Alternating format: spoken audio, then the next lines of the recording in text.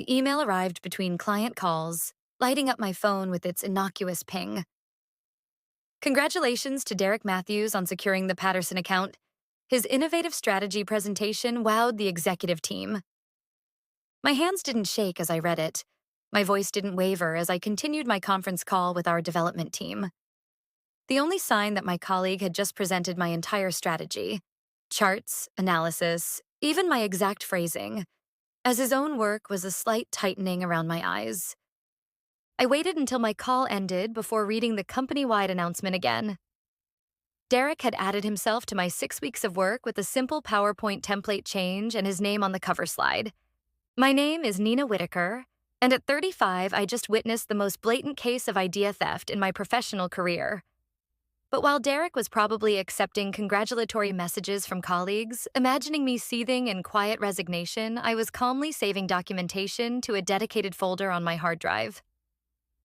The signs had been there for years, the presentations I'd draft that he'd deliver without attribution, the insights I'd share in team meetings that he'd repeat to executives as his own, the careful analyses I'd prepare that somehow became Derek's breakthrough approach in the company newsletter. 3 months ago, I'd found slides from my market analysis in his Personal Achievement Highlights presentation during our annual review period. That same evening, I'd started keeping duplicate records of all my work, including timestamps, draft histories, and communication trails. A week later, when he'd mentioned wanting to streamline our workflow by having me upload files directly to his drive instead of maintaining my own copies, I'd agreed cheerfully while setting up automatic backups to my secure cloud account. My phone buzzed again with a direct message from Derek. Drinks to celebrate? Team effort, as always. Team effort, his favorite phrase when taking sole credit for collaborative work. I didn't respond immediately. Instead, I forwarded the company announcement to my personal email, adding it to my growing documentation file. I spent that afternoon in my office, quietly plotting my next steps. When Derek swung by to check in, his smile was too wide, his enthusiasm too forced. "Just wanted to say thanks for your support on the Patterson pitch," he said, leaning against my doorframe in that casual way he thought made him look approachable. "Obviously, I had to make some significant changes to your initial draft, but the core was solid enough to work with." "Happy to help," I replied, my voice neutral.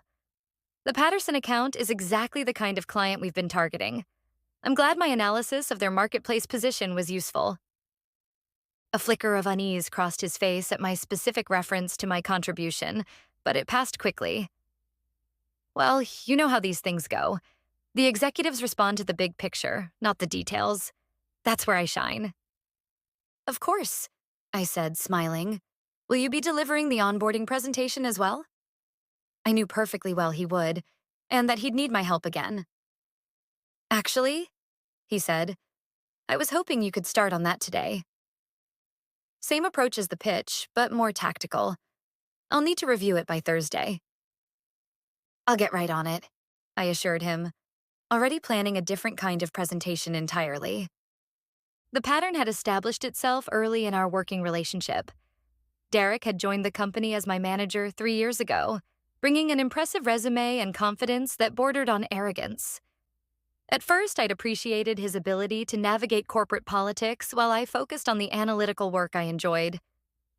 "You're the brains, I'm the voice," he'd said after our first successful project. "Some people are meant to be in the spotlight. Others do their best work behind the scenes." The implied hierarchy wasn't subtle, but I'd let it slide. I enjoyed problem solving more than presentations anyway, and Derek seemed to value my contributions, at least in private. But over time, the teamwork became increasingly one-sided. My ideas appeared in his presentations without attribution. My analyses became Derek's insights in company communications. My strategic recommendations transformed into leadership directives from the management team that he just happened to articulate.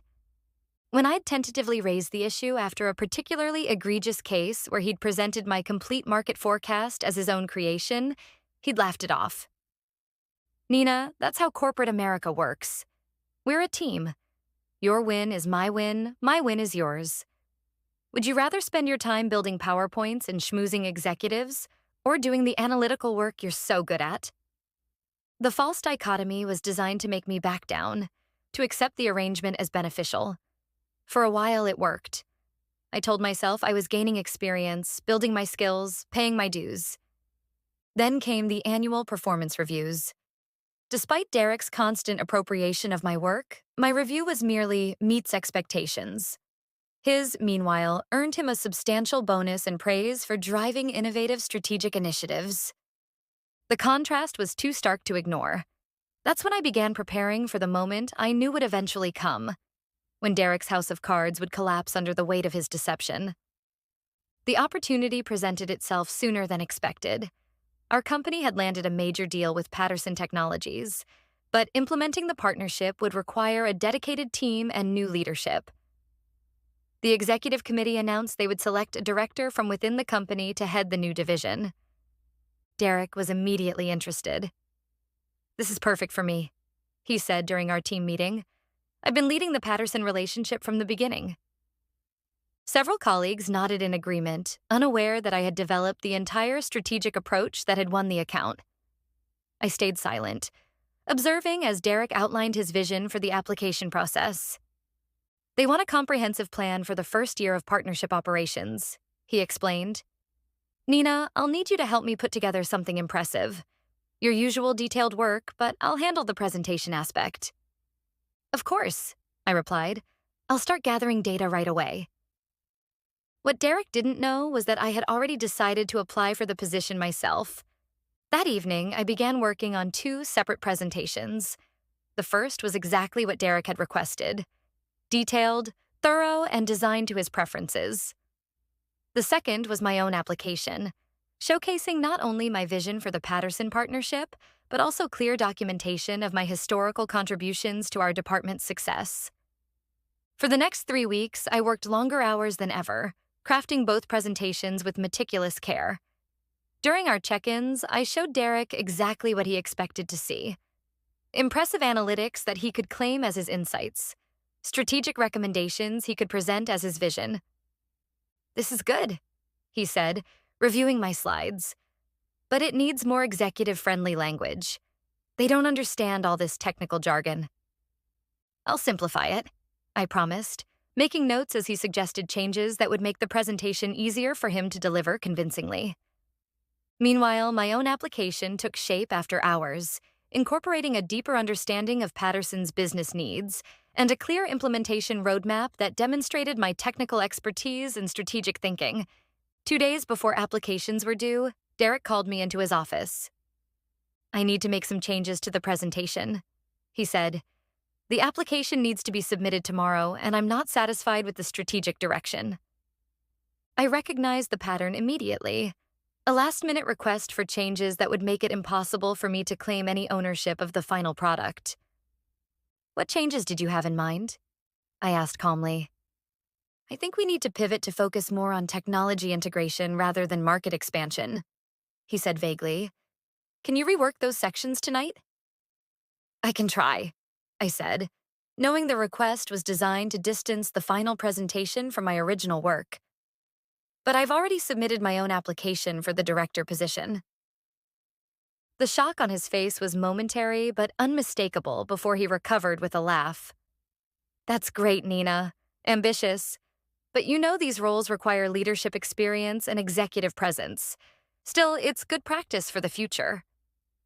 His condescension might have stung once. Now it merely confirmed what I already knew. Derek had never seen me as a genuine competitor because he'd never fully acknowledged my capabilities. "I suppose we'll see," I replied, gathering my notes. "I'll work on those changes you requested." The day of the presentations arrived with a flurry of nervous energy throughout the office. Candidates would present to the executive committee in alphabetical order by last name, Matthews before Whitaker, which meant Derek would present first. He arrived in an expensive new suit, radiating confidence as he headed to the conference room. "Wish me luck," he said with a wink, "though I don't think I'll need it with the presentation we've put together." I smiled politely. "Good luck, Derek." As the door closed behind him, I reviewed my own presentation one final time. Unlike Derek's, mine included a comprehensive appendix documenting the development process of our strategic approach to Patterson Technologies. Email chains, dated draft versions, and meeting notes that clearly demonstrated my role as the primary architect of the strategy that had won the account. 45 minutes later, Derek emerged from the conference room looking confident. "Knocked it out of the park," he announced to the small group waiting outside. They loved the technology integration pivot. I nodded, gathering my materials as my name was called. Derek raised an eyebrow. "You're actually going through with it? Well, best of luck." The executive committee, our CEO, COO, and 3 vice presidents, sat around the polished conference table, still making notes from Derek's presentation. "Ms. Whitaker," our CEO began, "I'll be honest, we were surprised to see your application. Derek just presented a compelling vision for the Patterson partnership." "I'm sure he did," I replied calmly. "Before I begin my presentation, I'd like to provide some context that may be relevant to your decision-making process." I distributed copies of a brief document outlining my contributions to the Patterson account, complete with time-stamped evidence. "As you'll see," I continued as they reviewed the material, "the strategy that won the Patterson account was developed primarily by me over the past 6 months. I've included documentation that verifies the origination and development of the key concepts and approaches that were just presented to you." The room fell silent as the executives examined the evidence. The COO spoke first. "Ms. Whitaker, are you suggesting that Mr. Matthews presented your work as his own?" "I'm stating that the strategic framework you just heard was developed by me," I replied. "Whether that was made clear during the previous presentation, I cannot say." Our CEO's expression hardened. "Please proceed with your presentation, Ms. Whitaker." For the next 30 minutes, I outlined my vision for the Patterson partnership. Not the simplified version I'd prepared for Derek, but my comprehensive strategy that included technical details he wouldn't have understood well enough to present convincingly. When I finished, the questions were pointed and specific, probing the depths of my understanding. I answered each one with confidence born from having done the actual work. "One last question," said our CEO. "Why have you allowed this situation to continue if, as your documentation suggests, this has been happening for some time?" I considered my response carefully. I value teamwork and have always prioritized company success over personal recognition. However, this opportunity is too important for both Patterson and our company to be led by someone who doesn't fully understand the technical and strategic nuances of the partnership. The VP of Operations nodded slowly. "Thank you for your candor and your presentation, Ms. Whitaker. We'll be making our decision by the end of the week." I returned to my office to find several messages from Derek. "How did it go? Did they ask about technology integration? Let's grab coffee and compare notes." I ignored them all, focusing instead on my actual work. Later that afternoon, my phone rang with a call from Human Resources. "Nina, could you come to the 4th floor conference room? The executive committee would like to speak with you." When I arrived, I found our CEO, the VP of Operations, and our HR director waiting. The CEO spoke first. "After reviewing both presentations and the supporting documentation you provided, we've made our decision regarding the Patterson Partnership Director position. We would like to offer you the role, effective immediately."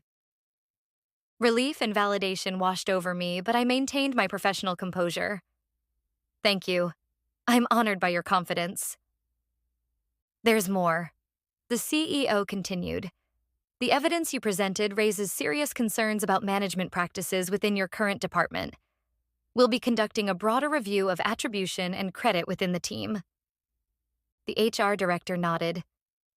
"In the meantime, we'd like you to begin transitioning your current projects and preparing to build your team for the Patterson Initiative." As I left the meeting, I found Derek waiting by the elevators, his expression a mixture of curiosity and concern. "What was that about?" he asked. "Why were you meeting with the executives?" I could have savored the moment, could have watched his face fall as I delivered the news. Instead, I simply said, "They've made their decision about the Patterson director role. I believe HR will be speaking with you shortly. His phone buzzed as if on cue. He glanced at it, then back at me, understanding dawning in his eyes. You showed them your original drafts, didn't you? That's a low move, Nina. We were a team. Were we? I asked quietly as the elevator arrived. A team shares both the work and the credit, Derek. You only ever wanted to share one of those. The fallout was swift but controlled. Derek wasn't fired. Corporate politics rarely work that cleanly. Instead, he was reassigned to a much smaller team focused on internal operations, with limited client interaction and no direct reports. My first week as director of the Patterson Partnership was a whirlwind of meetings, team building, and strategic planning. I assembled a diverse team of technical experts and market analysts, making sure each person's contributions were clearly documented and recognized. 2 weeks into my new role, I ran into Derek in the company cafeteria.